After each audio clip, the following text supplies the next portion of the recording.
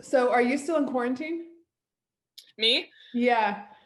Technically, yes. Saturday is our last day. Okay.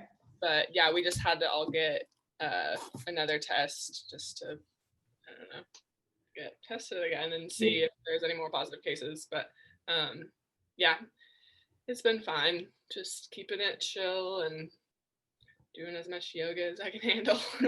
That's cool. Where do you have like an online, or do you go do yourself, or?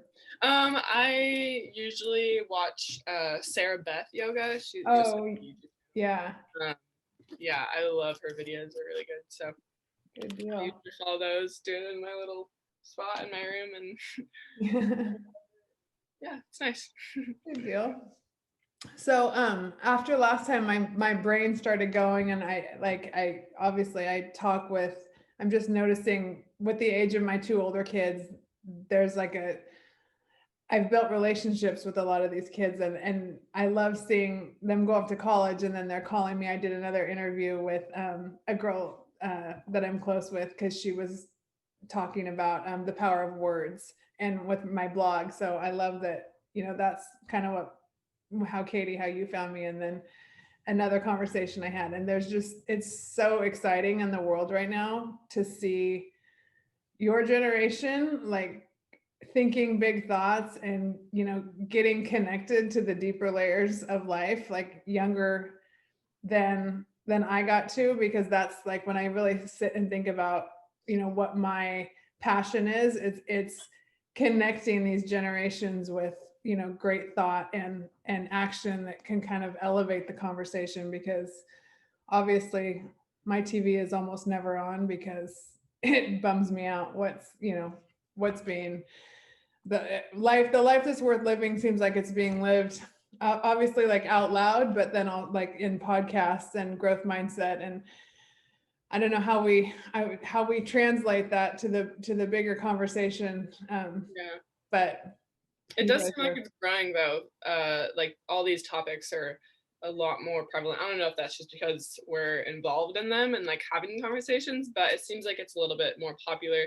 We're starting to become more popular among. Yeah, and that's what's amazing about mindfulness, is the way that it's grown, Yeah, from the 80s to the 90s to now. It is the fastest growing movement for just our own health, and just to strengthen our minds, and that place in us that's so calm. And how do we access that? Like, I never, at your guys' age, I never even knew that existed. So it's pretty cool to, it took me till I was 40, but it's really cool to see what you guys are building. Um so I sent you guys some of my thoughts earlier, and I as athletes, I was definitely wondering more, like, do you see this any is mindfulness being practiced like within your teams? Are you getting training like within your team settings, the way that you practice your sport or lift weights or whatever like that? for my team, so technically I'm on two teams, so I Yeah. have a different set of coaches and different teammates for beach and indoor. And it's great to have that contrast and just be able to be part of two teams. I think on my beach team, there's quite a bit of awareness of how important mindfulness is. And it's funny because our strength coach, like our weightlifting coach, he's for both indoor and beach. But it's interesting because for our beach team, he's given a lot of presentations about mindfulness and visualization and like mental strength and just all that stuff. He's given us like over the last month or two, every Wednesday he would hop on and show a PowerPoint of like things that he's learned from books and had us do exercises and a lot of cool stuff. And he has, I think, made it like prevalent in our weightlifting too. So he like formats our programs, and last week there was a section where you do like 2 lifts and then 3 minutes of belly breathing, and it's just super cool. And I was doing it with one of my teammates, and she was like, wow, like that felt so nice. Like you're in the middle of your workout and your heart rate's up and you're lifting, and then after you're done, you sit there and you breathe for like 3 minutes, and then you start over again and do it again. And I don't know, it was just super cool because like my teammate, she wasn't super, like she doesn't know much about it, but even coming from someone like that, how like uh it felt good to her, and like she wanted to keep doing it. And then next time we worked out together, we were just doing our own thing, and she was like, we should do belly breathing. So I mean, that's not like straight up like mindfulness, but it's still like a huge part of it, the breath work and just stopping whatever you're doing and sitting there and breathing. So I think it's really cool that he integrated that directly into our weightlifting program. Like it was just as required as any of the lifts or the exercises. It was, okay, now I'm requiring you to sit here and do belly breathing for 3 minutes. So yeah, I think it's definitely starting to be a big part of our team.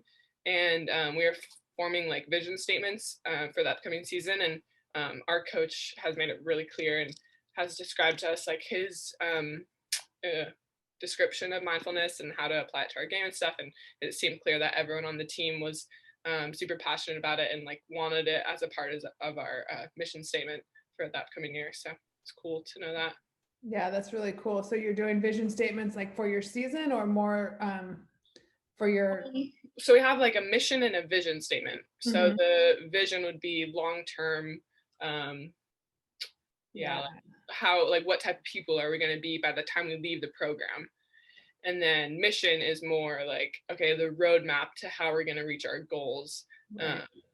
So yeah. Very cool. I was just curious. Yeah, I was curious as to how far he let you kind of look out, because I do, it's so cool the things that we learn, on the court that you get to play out into your life. And I again, I played this morning early, and you're it always amazes me. I have these conversations with people.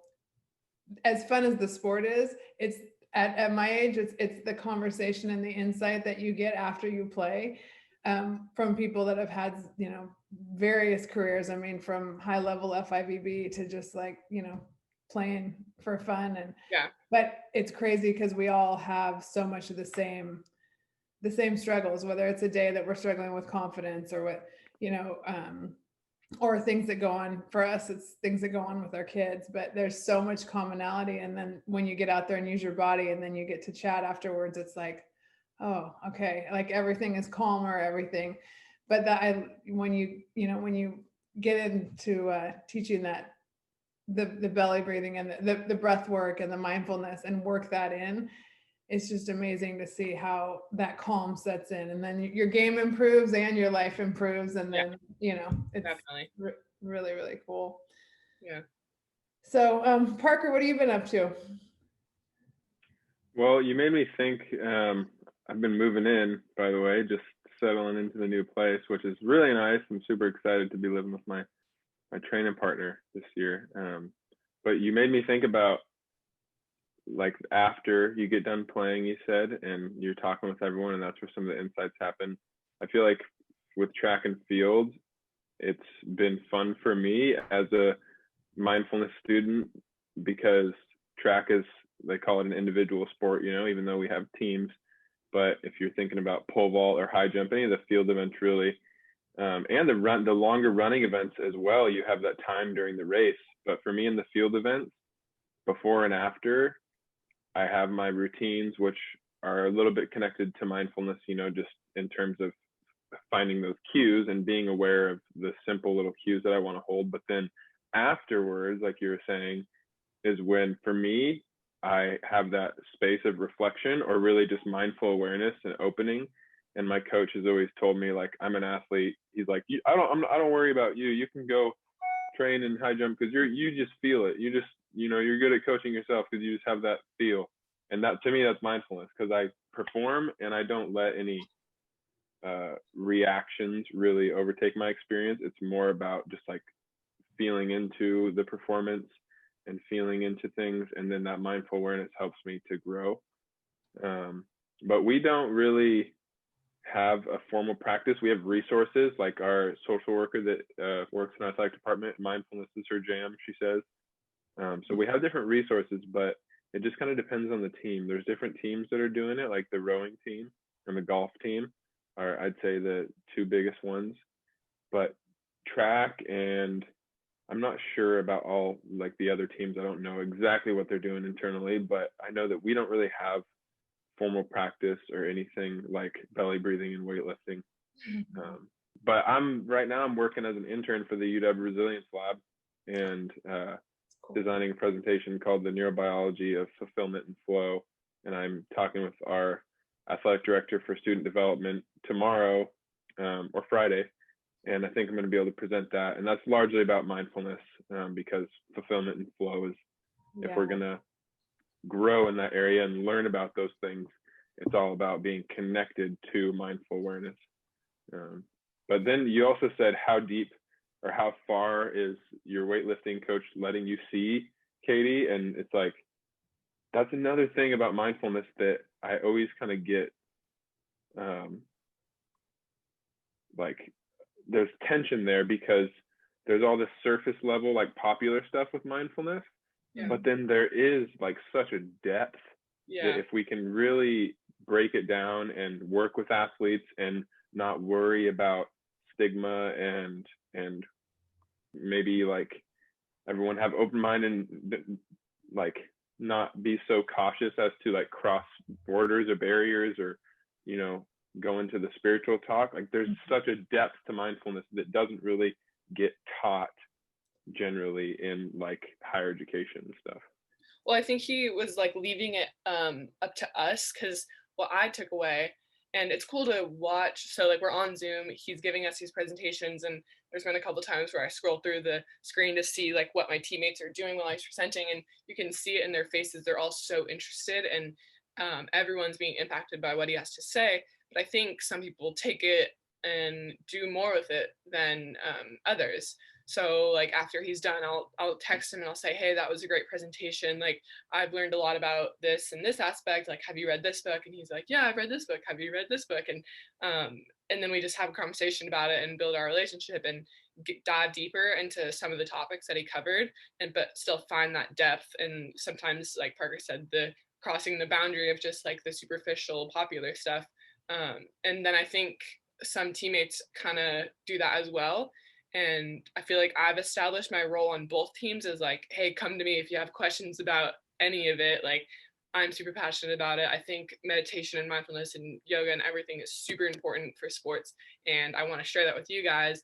But I think there's just a kind of a spot that you have to be in to say like, it's up to you almost. And I think that's a big thing with spiritualness and mindfulness and consciousness. And you can't force it upon people to like take the step. They have to take that step towards you and find out for themselves. And that's kind of the only way. But Parker and I talk about like one light bulb lights off a bunch of other light bulbs. So just being that sense of presence and like, okay, that person has the knowledge on the team. So like other people are going to start to be curious and want to learn more.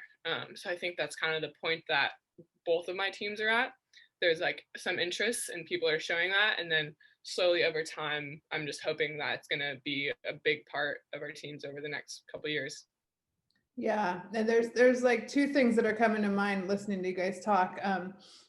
One of them, you know, is as athletes, I think, you know, the more you get the opportunity to feel what that mindfulness practice feels like in your body, like Parker, you just describing how you feel like when what your coach says about you, and when you're going out to, you know, run or be in an event, like how does that feel in your body?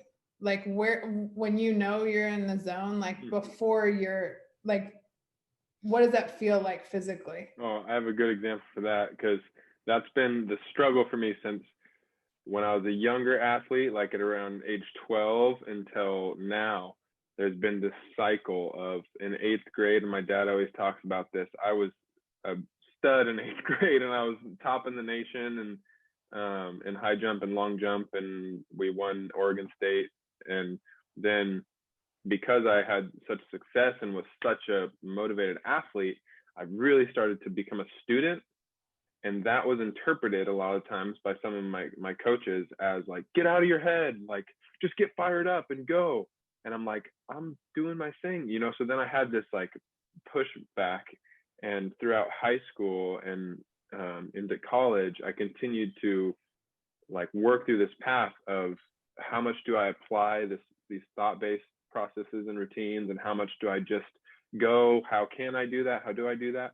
And so now, to answer your question, to me, in my personal athletic experience, there's a rhythm to everything. And in terms of when I'm pole vaulting, usually for me, I call it the first try phenomenon,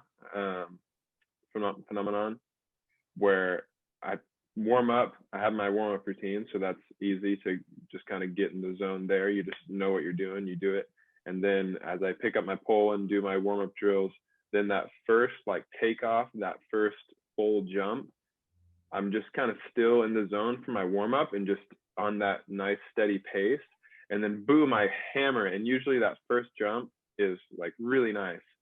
And then my coach, it happens all the time where my coach is like, holy cow, like, you know, in that first jump, I'm just there in the zone and I'm not really thinking about anything. So there's no really like embodied reflective experience. It's just natural. And then my performance usually kind of dips a little bit and then starts to come back up.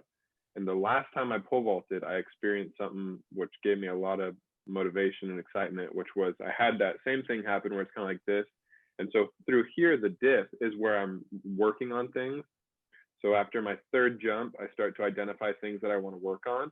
And my technique kind of continues to dip because I'm working on things, learning new things. And then as I start to get that, it goes up. And then last time at my very last jump, I was like, all right, this is the last one. I had these cues, what I was working on. And then I had this sense of like attack, like power, attack. Just, I let everything go and just full blast, 110%, just lit it up and just boom, like hammered this. And I was on a pole that was allowing me to jump good over the bar. But in pole vaulting, if you have a really good jump, instead of the pole bending and shooting you up over the bar, it bends and you crush it and you shoot way under the bar basically, or into the bar. And I just crushed this pole and like almost got launched off the end of the pit.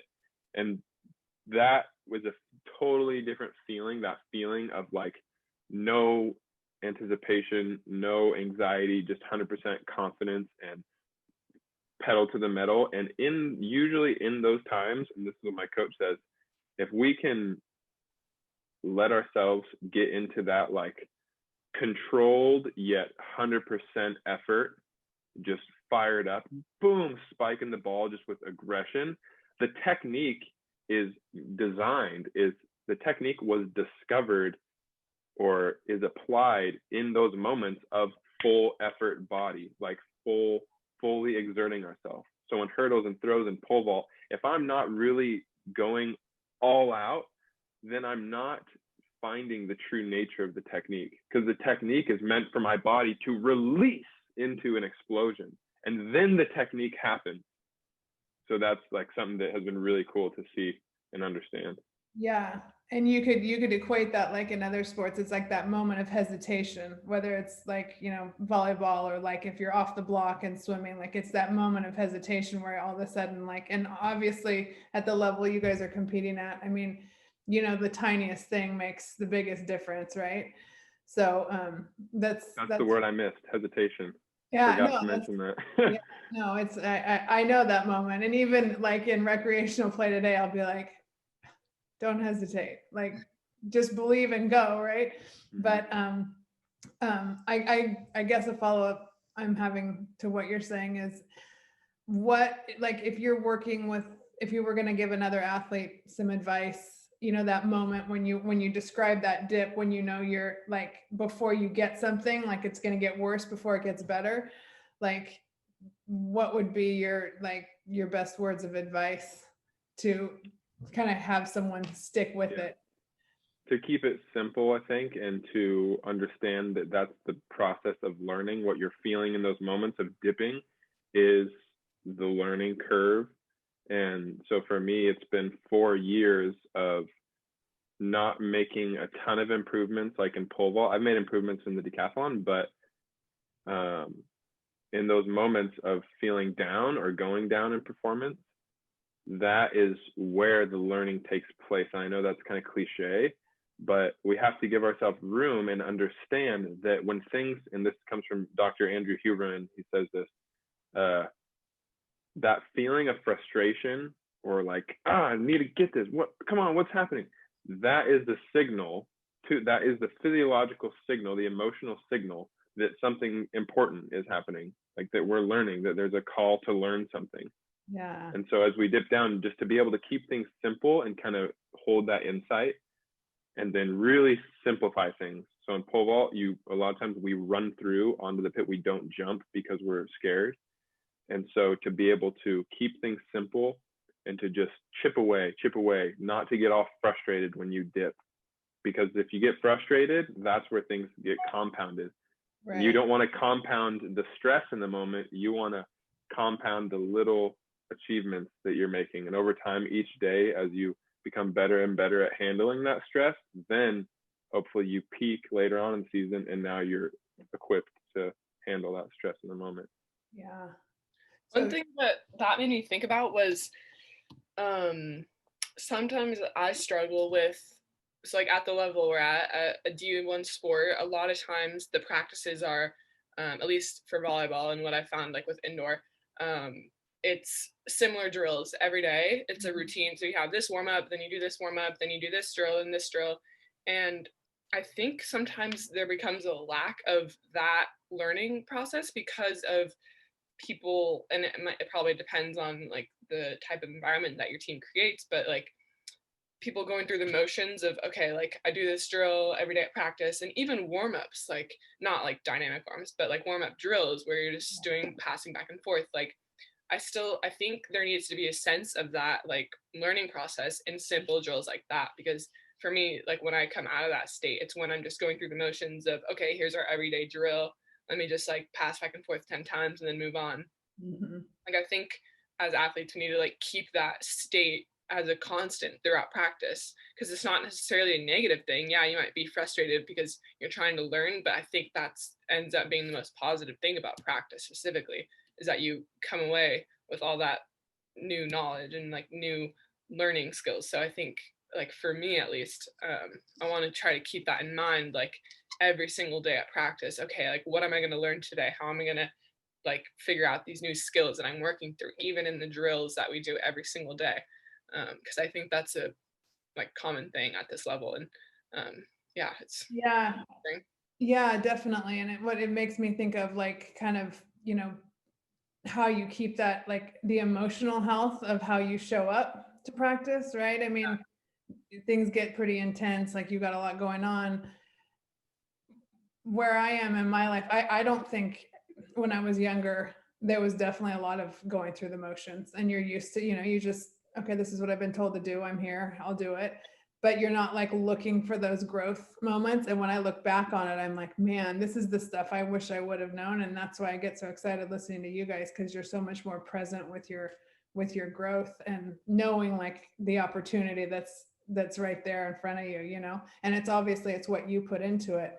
But I do think there's a fine line, and I so much of it for me lies in gratitude, right? If you feel like you're really, you know, blessed to get to show up versus feeling like, oh my gosh, this is a job, and you know, are you burnt out?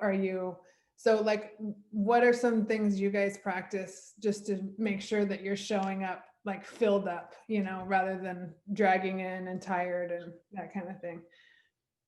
Well, I'm going to pair recovery with gratitude, because I heard in a book yesterday that I'm reading, it's the sequel to The Way of the Peaceful Warrior, called The Sacred Journey of the Warrior, I think, by Dan Millman. And his teacher in that book says gratitude opens the heart. And I totally agree. So there's that gratitude piece of the power of gratitude, and the health benefits. And then talk about health benefits with recovery. Right now, as I'm training with the Flow Research Collective, I'm trying to do 8 hours of sleep for 10 days. And to show up fueled for practice and to show up ready to go and ready to learn, you just have to emphasize that recovery part, because right now, I know that it's not just my culture and of where I'm at, but I'm sure in a lot of athletic, higher elite athletic cultures, and everyone pretty much, it's about the work that you put in. Like, got to get that work, and it's all right. We got that work. Like, I know it's not necessarily a bad thing. It's a balance. But I know my coach, he's like, if I give him a really nice sprint, he's like, we only need to do one more of those if you give me work like that, Parker. And it's like, it's about putting in that work that is so emphasized, because that work is what allows you to compete at that top level. But we can't get the gains from that work if we're trying to just focus on this like linear path of progress. And today I'm doing this, then next week I'm going to be here, and then I'm going to be here. It's like, you have to be able to rest and recover and then get that super compensation. And so recovery, finding different ways with water, foam rolling, stretching, sleeping, nutrition, meditation, gratitude, like everything that you can do to be able to show up fueled is the most important part, because that's what allows us to get those gains. The gains don't come from putting work in day after day after day. That's how burnout comes. Burnout. Amen. Yeah.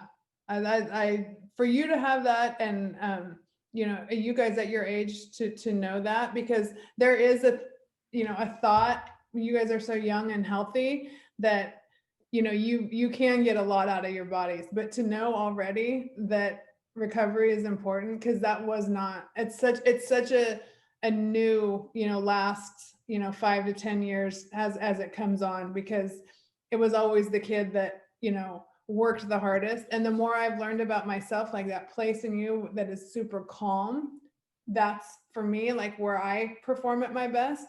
And there's no way to find that calm, mindful place when you're exhausted, right? Yeah. So Relaxed focus. That's what I'll say. Dr. Andrew Huberman says, in terms of peak performance, relaxed focus is what we're always striving for. Yeah, that's beautiful. Yeah, I totally agree about the recovery stuff. And I think also it's hard for a lot of people at our age to see the bigger picture in like life at the moment. So like I've noticed whenever, if there's a day at practice where it just seems like the whole energy of the team is off, or everyone, like we had a long weekend of games and it's a Monday and we're all drained, you know, I think the most important thing for me at least is seeing the bigger picture. And recently, like one of our Zoom assignments or prompts was to talk about like what is our why on our team. And I shared mine with the team, and it was mainly about like we're all really lucky and privileged to be D1 athletes. And a lot of people don't look at it that way. They're like, oh, it's hard work, like, and like no one can do this, like it's so hard.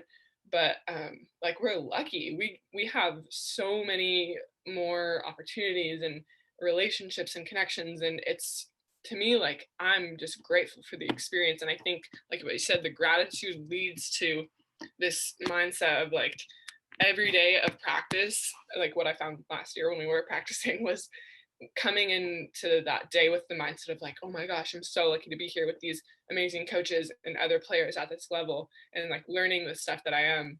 I don't know, it's just interesting. I think it's just the bigger picture mindset that people need to step into when they're losing that sense of passion for the sport, or not necessarily, but like burnout or just daily at practice when you're kind of down on yourself. I think it's really important to see the bigger picture and like realize how lucky we are as athletes to be at the level we're at. That's kind of where it comes from for me. And I've always been a super, like I said, optimistic person, and I always see things in a positive light. Like that's just how I am. So I want to like figure out a way to teach people that, or just share that and have people see that in themselves, because I know everyone has that potential to live in that like positive light. But like how do we share that and open that up in people? That's just my biggest thing in life. Like I just want to know. Yeah, no, I mean, I love that. That's such a great goal. It gives me chills, but you definitely, I mean, I always, it's so trainable. And once you realize it's trainable, you know, you get behind like, okay, how do I do this? And like I was saying, that compete to create course that I took, I mean, just breaking that optimism down into the simple things, building confidence and believing in yourself, and, writing down little things to have reasons why you believe in yourself, or, ways that you maybe have proven yourself wrong, like when you didn't think you could do something and then you did it, always remembering those like small victories, like it's pretty huge. But I'm wondering about, and your mom isn't on here today, but I'm curious about what was how do you feel like, what did your parents teach you about like the relationship with struggle? Like there's so much in the world today, when you look around, like parents have a really hard time letting their kids struggle. Like, you always wanted to jump in and fix it. It's really hard to sit back on your hands and go, okay. And so I think like when we have a little bit of the, that psychological training and background, and we know that they grow from that, it definitely gets easier. But I'm wondering, did your parents have that early, or what was your relationship with struggle, as far as what they let you, feel for yourselves? I think it was different for Parker and I. We each had our pretty different paths as far as that. My mom was always concerned that I didn't endure enough struggle, and that when I do endure struggle later on in life, or whenever it comes, she has expressed this a lot. Like she's scared because I'm just so positive that like, and so on this like tunnel, not necessarily in a bad way, but like I just see everything good that's happening to me. And I haven't had a ton of trauma or struggle. I mean, Parker's accident was a huge thing for me, and there's been little ups and downs through school and sports, but like she's got to watch me. She's learned from my struggle. Yeah, exactly. Like that's why our paths are so different. But I don't know.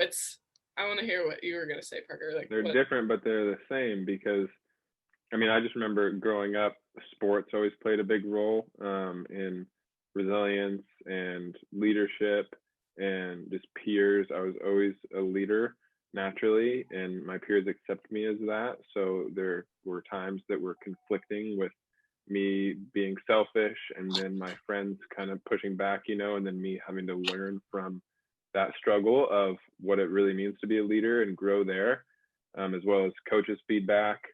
And then, like I mentioned the first time we talked, I'm a person in recovery, so that's been a main part of how I've learned about struggle and the process of growing and overcoming and being resilient. But like Katie said, we have been really fortunate, and I think our parents have supported us in kind of different ways. Of like, my mom has been really supportive and nurturing, and always trying to help us bounce back from things and help us not fall into negative experiences. And my dad's the same way, but he kind of has always emphasized the kind of like devil's advocate, like the skeptic, and so that has been healthy, because if it wasn't for him, I think there probably would have been more character defect manifestation and things like manipulation, because he kind of kept me and my mom in check in a sense, with that kind of wise understanding of what's really going on in different times in recovery and stuff. And so, but really, to put it simply, I was presented with, like I said, different things in terms of leadership and my role that I learned from. And then with recovery, that has been a long process and a lot of growth and insight there. And then with my accident was another place that mainly it comes down to perspective and like seeing things differently over time. With recovery, like there was such a long just journey of opening to new insights and perspectives and understandings, and growing through that, from that. Do you mind me asking, like timeline wise, like when you talk about recovery versus like when your accident happened, like what was that timeline like? Yeah, I entered recovery my freshman year of college. Our culture back home we big recreation town, so a lot of my buddies like to have fun on the weekends. And as I got into college, I kind of knew that I wasn't being true to myself in terms of me having fun on the weekends, and that eventually escalated. And I personally identified that there was a problem, and then was helped with that once I kind of asked for help, and my parents were already pushing for me to see that I needed help. But then my accident happened after my senior year of high school, kind of right on the end of realizing that I had a problem. And actually, one of the first things that I said when I woke up in the hospital is that I kind of attributed this accident to those issues. So it's the abuse that I was suffering from. And because doing a decathlon at that level, drugs and alcohol, long-term use with drugs and alcohol don't really mix trying to recover after a couple of days and then go do decathlon. So I attributed my kind of lack of focus and health being down to me having that bad throw and resulting in the accident. But there were struggles continued after that accident, especially because my mental health was all over the place in terms of my brain recovering, manic, depressive, kind of psychotic episodes, because my prefrontal cortex had a spear go through it. So I didn't really have the reasoning abilities. And then a few months later went up to college and then entered recovery because I was still struggling. And so since my freshman year, now I have 3.5 months sober, but I've had different chunks of time. I've had 7 months, and I've made some amends. Like I'm, doing work that they say is kind of where things really start to look and feel different. And I can definitely attest to that. So I'm really happy with where I'm at now, especially with this living situation. Like Katie was saying, trying to see a bigger picture, which I feel like the last few years have resulted in me always being connected with a bigger picture now.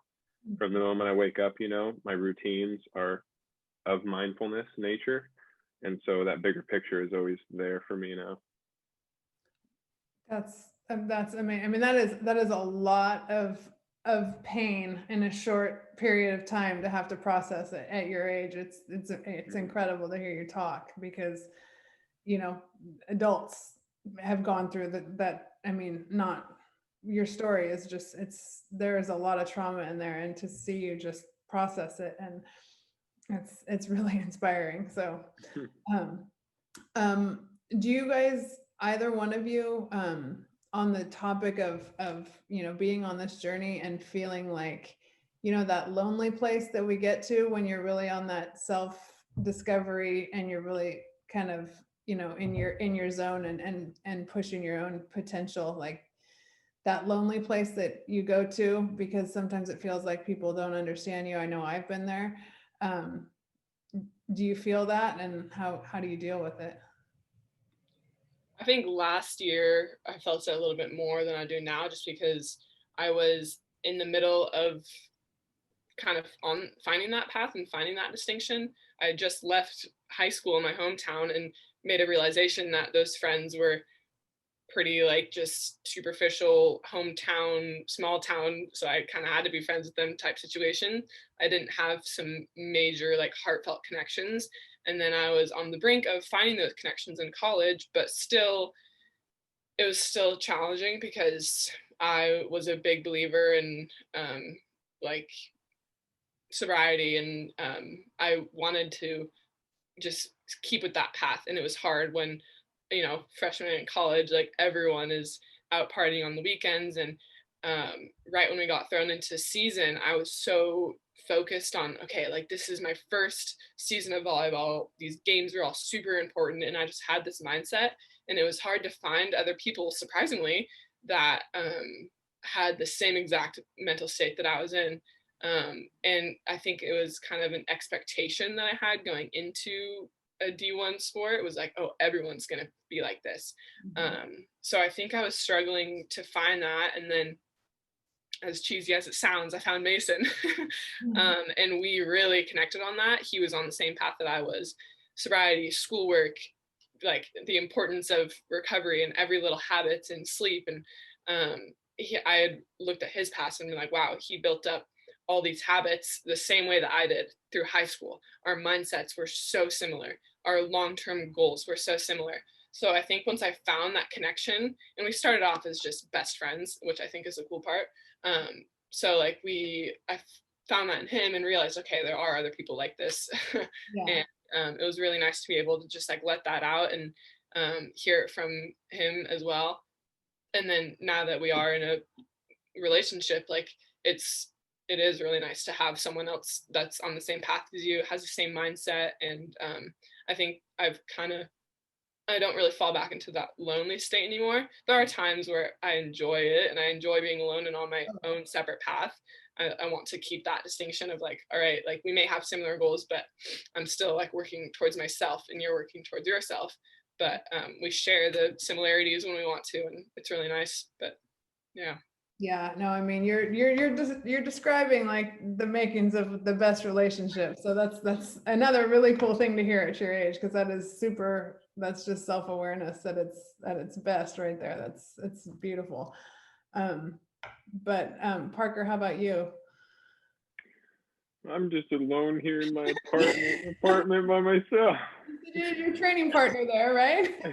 He comes next Monday. Okay. But no, it's funny. I was this presentation that I'm designing, I was looking up the different types of meditation, because in my mind there were three. There was mindfulness, contemplative, and mantra. And those kind of got broken down when I looked on the internet. And one of the ones that I saw was, which kind of is the contemplative or contemplative. There's two. I don't know if there's two ways to say it, but and so I saw the spiritual meditation, and what that was described as is relaxing into the present, but then through kind of feelings and thoughts and just our own intuitive sense of connecting with our understanding of a higher power or a spiritual sense of connection with the world. And for me, that is how my loneliness has kind of been, or that sense of loneliness and isolation has been kind of cured. Because as I started on this path with mindfulness, I recognized the power and the awesomeness of being able to be present, and the state of mind that comes from being present with what is, dealing with what is, and then through dealing with what is, having true clarity and presence. And that, John Kabat-Zinn says, that state of mind is the optimal state for learning, especially when we have interest in something. So if we open to that space of mindfulness in the present, and then we're interested in something, and now we're focused and motivated, it's the possibilities are endless. Yeah. And so at first, when I realized that, that's when, and especially as I started on this more kind of metaphysical journey, I did feel isolated, and I felt kind of disconnected because I saw everyone else's kind of state of what their interests were, and mine were very different. But now, as I wake up in the morning and sit at my desk or on the couch or something, it's kind of natural for me to feel into that metaphysical, spiritual part of my life, which manifests in many different ways. Because as I stay connected to that, all of a sudden I'm jogging to do a little bar workout, like kinesthetics at one of our dorms, and then there's this guy there. I'm like, oh, hey, how's it going? My name's Jordan. Oh, I'm in a Christian community. Oh, I follow. Oh, you follow Christ, but you're not Christian? Yeah, well, here's my beliefs. Oh, here's mine. Oh, let's talk this time. So all of a sudden, there's a connection. Or I imagine this spiritual retreat center that I'm like, oh, this would be so cool to have. And then I ride my bike to the building I imagined it, and there it is, already happening. And then the lady says, hey, I'm looking for someone to take this over. Oh, you're the guy. Like, so as you connect with this presence and then establish a relationship with the world that feels true to you, that to me are the main ingredients for not really falling back into that sense of loneliness, because then you'll always be connected to your path and your understanding of wherever you are and why you're there. And so you just know, there's just that knowing. That's beautiful, because you have such a like the sense that you have to let the other stuff fall away, right? And attract, like you're attracting, that's that law of attraction, that where you're moving towards exactly where you're supposed to be. And I find that same stuff in my day, where you just, these conversations, you just stumble upon them, and then you're like, wow, I didn't know I was going to get lit up by positive psychology or yoga or whatever it is that everything that sparks my interest. But and the biggest challenge with that, though, I feel like, is as a person in recovery, there's been a lot of work that I've had to do to amend my past, clear out, like recognize my natural tendencies to be selfish and to isolate and to self-sabotage. So I've really had to do a tremendous amount of work with, you could say, my shadow, if we're talking Carl Jung. And there's that whole side, which is completely half of the journey. And a lot of people try and focus on just the light, and then as we sit down in meditation, we might feel that isolation. And to me, that's coming from the fact that we are isolating this whole other, or we're isolating this part, and we're turning away from this whole other part, which one of the questions that you propose for us is, do we have to go through pain to learn? So it's like, do we have to really look at all this and deal with it and then learn, or can we just kind of let it go? In my experience, you can't just let it go. You have to deal with it. Yeah. And I agree with that. And I think, self-compassion is like such a double-edged sword, right? Because we're being taught so much these days about self-care. And I'm such an advocate for, taking time for yourself and really understanding, taking the time to get to know yourself and then take care of yourself, because then that, radiates out to everybody around you. But self-care, it's not, that self-compassion is not just about letting yourself off the hook, right? Like you have to, there's the forgiveness side, but then there's, okay, what do I take from this to get better going forward? And like you described that really well, because that shadow work is super important, and it just has to be met with some self-compassion, right? So one other thing that came to mind that I forgot to mention was the idea, and this totally relates to what you just said, of not just awareness in the sense of open present awareness, but awareness of knowledge and bringing things into your awareness. And my belief is that as we reach out into the world and our awareness lands on insights, or we're attracted to certain things, the more that we can continue to gain new knowledge, gain understanding, and go, whoa, what's the shadow? Whoa, Carl Jung said, in order for you to self-actualize or become a whole individual, you have to integrate your shadow.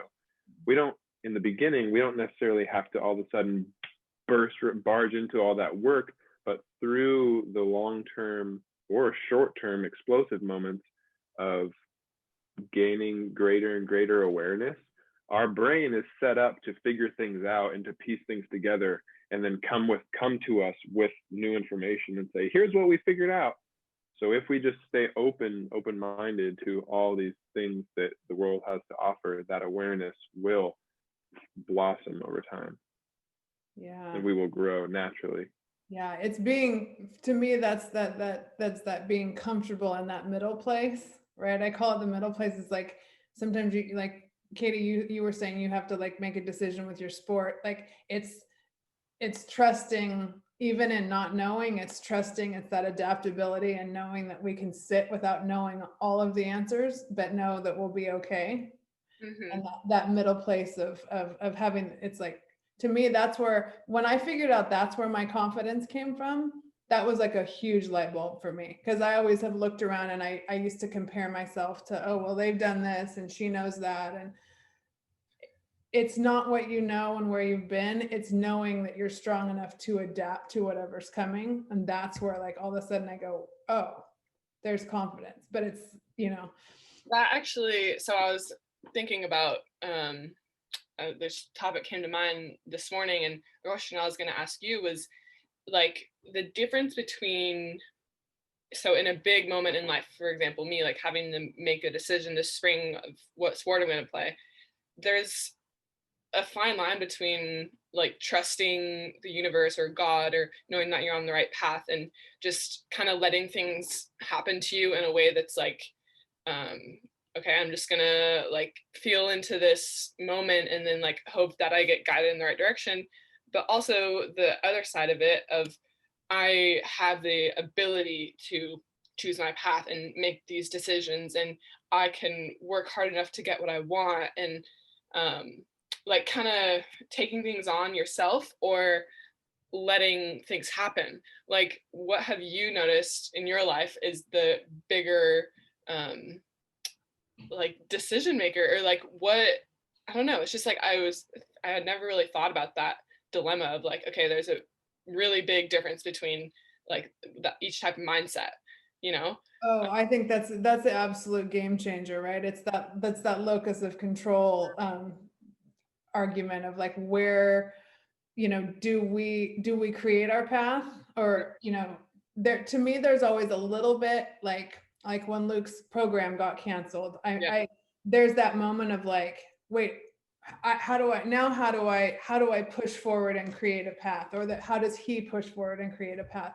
So there are things that happen that you do feel like you have to stay present, and maybe there's so much you can't control. But when we look at the three things, you know, the things that we can control, which is like, you know, our thoughts, our attitude, our actions, that's where, when you know it's that simple, like I always believe in those three things, right? So so much of it for me that I've learned is creating routines that you know, you can always do. Like when things were really tough for me, or when I've been struggling the most, it's like knowing how to override a mood, right? Like, you know, that gets huge, as, you know, to show up like and be present and learn, or, you know, show up for other people, like as a parent or a coach, or, you know, people you're playing with. Like if you come out and you know, you want to be able to control those three things, because how else are you going to make things better? Like if you're at the bottom,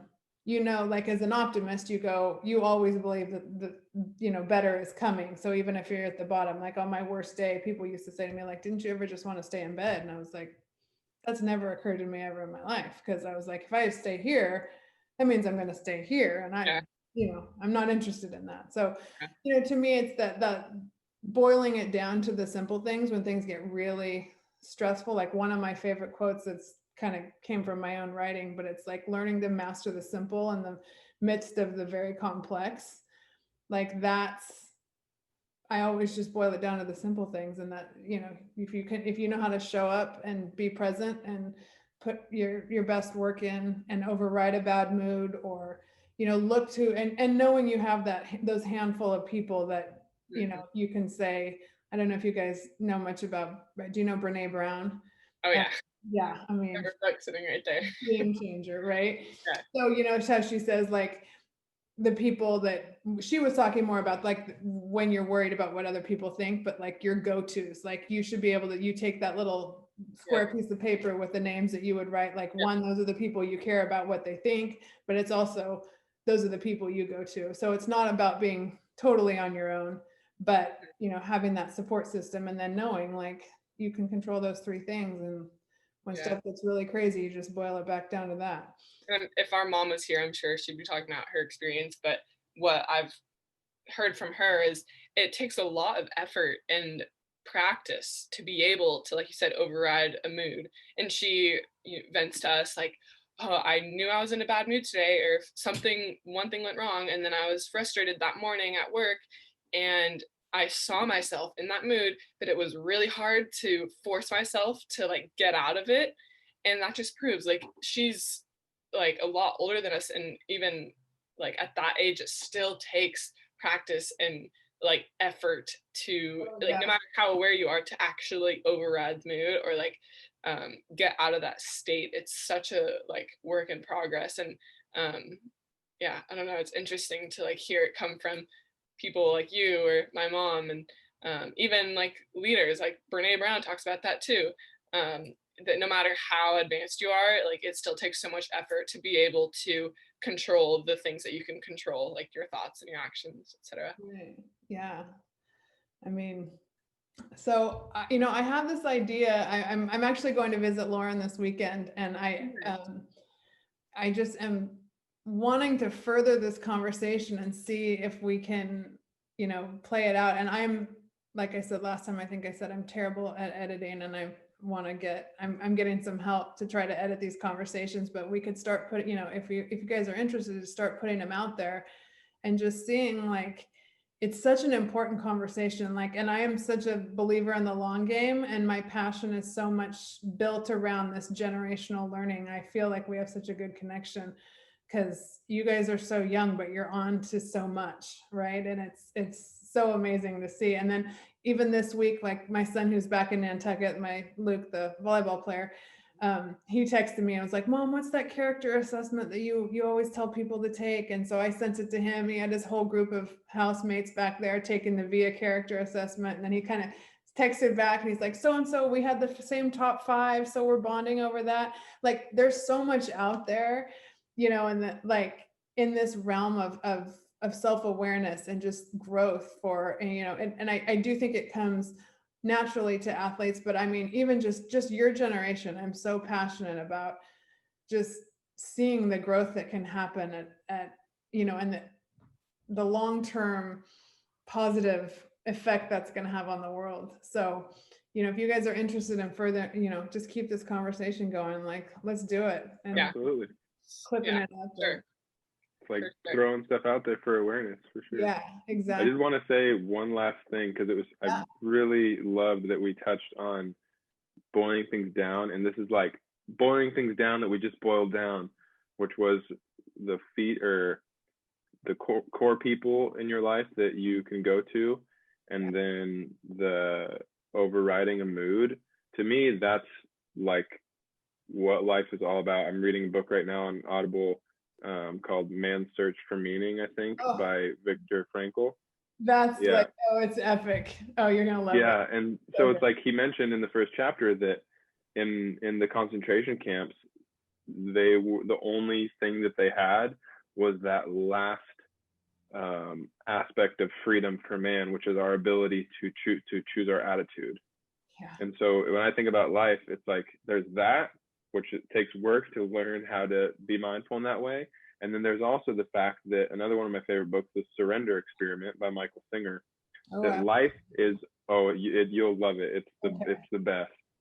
Life is always giving us feedback from other people, from newspaper, like from whatever emotions. So life is always presenting us with all this feedback. And so in the Surrender Experiment, he said, I'm going to say yes to life no matter what. So some lady knocked on his door, said, I want to live by you. And he said, I'm supposed to live in isolation and meditate. I don't want this lady on my property. But he welcomed her. And then all these things unfold. So feedback, and then being able to choose your attitude, like that's what it comes down to for me. Yeah. And maybe one of these, you know, one of these weeks, like we could get back on here and I can pull Lauren and Luke in on it, because they're so close to age. I'm curious to understand their perspective of like what they learned from you as a mom and the impact you've had on their mindset. I'm really curious about that. So I'd love to have a conversation with them. Yeah, let's do that. So I know everyone's maybe right now schedules aren't quite as crazy as they're gonna get, but you know, let's, like I said, I will get these edits done, and I can start showing them to you guys, and we can see what we want to put up there, and then maybe we, you know, like graduate to do an Instagram live. But I think maybe building some awearness first, and then let's do it. Yeah, that'd be amazing. Okay, cool. I love it. This is so fun, you guys. Okay, well, we'll just text back and forth. Maybe we can talk again in a week or two, and we'll just keep building it. Sounds good. Perfect. All right. Have a great weekend. Thanks, Wendy. All right. See ya. Okay, say hi to your mom. Yep. Okay, bye.